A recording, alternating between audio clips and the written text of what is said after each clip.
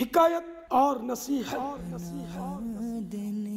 حضرت سیدنا حاتم اصم علیہ رحمۃ اللہ اکرم کی ایک بار نماز تہجد فوت ہو گئی۔ آپ کی زوجہ محترمہ نے آپ کو اس پر غیرت دلائی، فرمایا گزشتہ شب کچھ افراد ساری رات نوافل میں مصروف رہے ہیں اور صبح انہوں نے میری غیبت کی ہے، تو ان کی اس رات کی عبادت بروز قیامت میرے میزان عمل یعنی اعمال تلنے کی ترازو میں رکھ دی جائے گی۔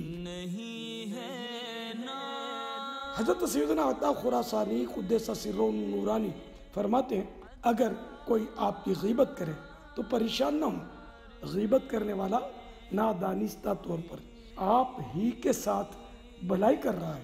ہمیں یہ بات پہنچی ہے کہ جس کی ایک بار غیبت کی جائے اس کے آدھے گناہ معاف ہو جاتے ہیں۔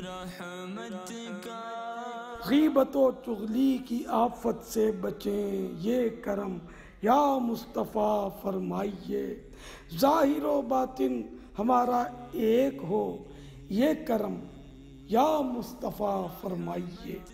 صلو علی الحبیب صلی اللہ تعالی علی محمد۔